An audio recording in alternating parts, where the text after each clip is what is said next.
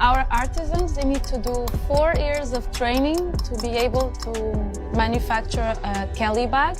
This that you've just seen, the perlage, you need to be very skilled and very, very good. Some of Hermès products are made in China. Towels are from Fuyue in Shandong. They also make products for Chanel and IKEA. Beddings are from Yue in Shandong. Men's shoes are from Shachi in Shandong. Tableware are from Gaochun in Jiangsu. It was my first time shopping at Hermès, and let me tell you how it went. We got a lot of requests, do Hermès next. And that's why we're here in the Highland Park Mall. Made in Italy, made in China, or maybe made in Chile. Oh yeah, that should be a thing, by the way, because some brands get real creative when it comes to made in Italy. Y'all, Hermès is officially in panic mode. The luxury powerhouse has reportedly taken legal action against Chinese manufacturers who just cracked open a billion-dollar secret. And the fallout is rocking the fashion world. These aren't random factories pumping out cheap knockoffs. According to the claims circulating online, some of these facilities were deeply involved in producing the very bags that sell for jaw-dropping prices.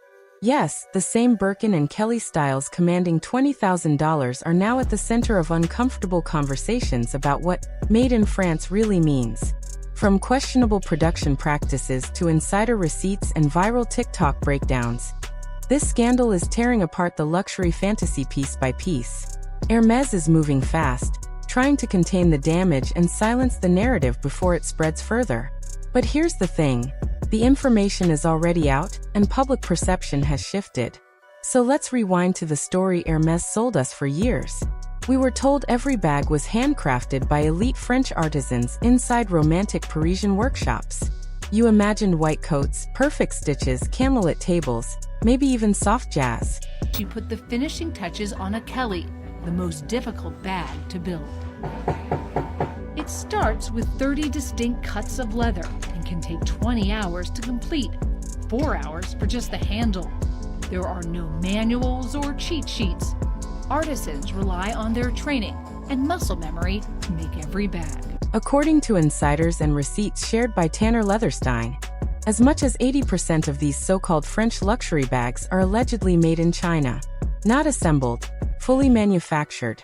The leatherwork, stitching, cutting, and threading are all done overseas. Hermès then reportedly adds a minor detail, like a button or stamp, in France and labels it "Made in France." That's the trick. So when Chinese factories exposed the process with proof, Hermès completely panicked. So Hermès has put out a response to China, and they have like a video in a factory sort of showing people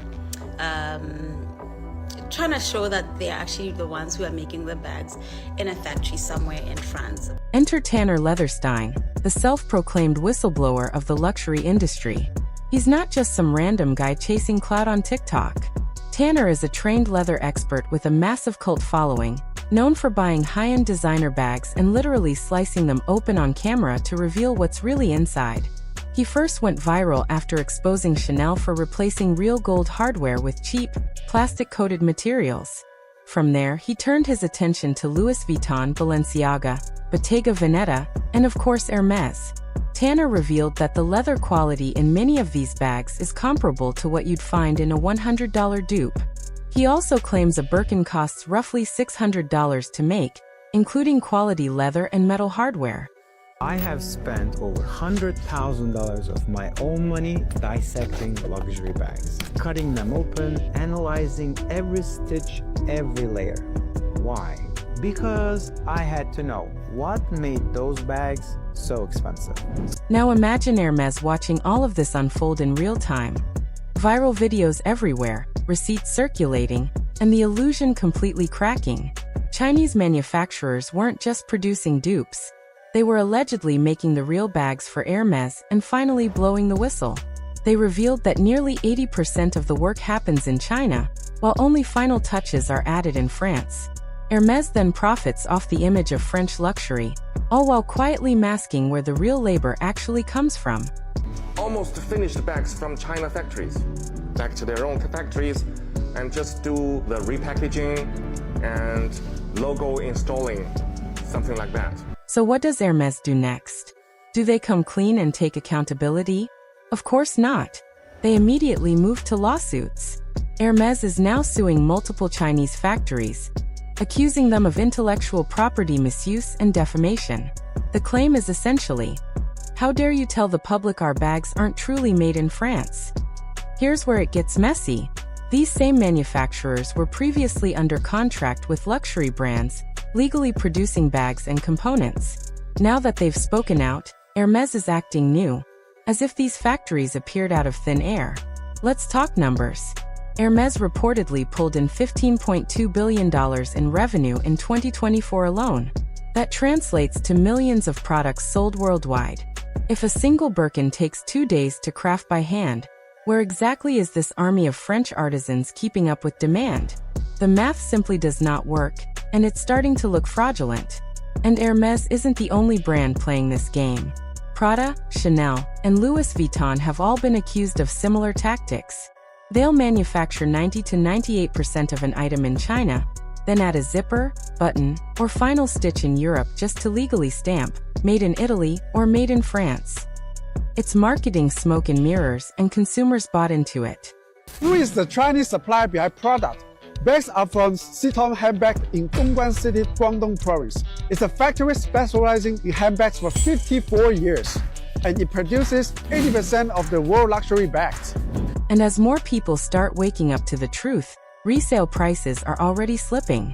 Buyers are realizing they dropped $25,000 on a bag made in the same factory as a $400 dupe. Once creators like Tanner began exposing bags advertised as full calfskin that turned out to be cheap PU-coated leather, the panic really set in. Collectors are nervous. Buyers are angry. Because if Hermès isn't truly about superior quality or unmatched craftsmanship, then what exactly were people paying for? The answer is the illusion. The biggest lie Western luxury brands sold consumers is that made in China automatically means low quality. That thinking is outdated. Modern Chinese factories produce world-class leather goods. They have the materials, the technology, and the skilled labor to rival anyone. In reality, many luxury brands manufacture their products in the exact same factories as mid-range labels and even knockoffs. The only difference is the tag sewn on at the end. So when someone tells you a bag is made in China, it doesn't mean it's trash. Sometimes it's better than what's labeled made in France. There are countless stories of people buying factory extras with no logos that are identical to $1,000 items. One creator even claimed she bought UGG boots from the same factory as the originals for just $5. The only missing piece was the branding. His boots in China, and that is these boots right here. This is pretty much the UGG boot that most Americans will have in their house. I was very pissed off when I found out the truth because I grew up in Southern California. I remember being in elementary school when I would only see 2 people in the entire school wearing UGG boots, and they were always the cool surfer kids. Western media has conditioned people to believe China equals low quality, while Europe equals luxury and class. But when you actually dig into it, that idea is pure marketing. Many of these brands are private equity-owned machines, mass-producing overpriced goods for consumers who were never told the full truth. Now that people are waking up, the industry is clearly panicking. Tanner Leatherstein isn't backed by any brand, and he's not trying to sell anyone a fantasy. He shows his work, explains the materials, and breaks everything down in plain sight. He even cut open his own $1,800 wallet collection on camera to reveal what buyers are really paying for. And what he found? Disappointment, every single time. Those bags I cut open, just expensive, nothing special. But they feel truly exceptional. But let's be real for a second. These designer brands wouldn't be anywhere near this powerful without celebrities flaunting their products like trophies.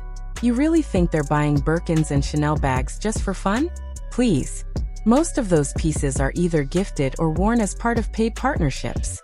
It's called strategic placement. A brand hands Cardi B a $60,000 bag. She posts it on Instagram, and suddenly every influencer and aspiring fashionista wants one. You think you're buying luxury, but what you're actually paying for is celebrity approval and manufactured hype.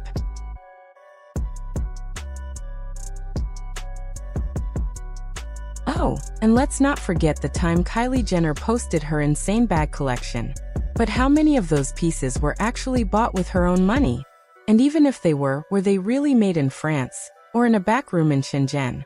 Nothing is as humbling as your daughter drawing on your $60,000 Birkin, am I right? Yeah. I couldn't even be mad at her because when I asked her, I was like, I wanted to see if she was gonna tell me the truth.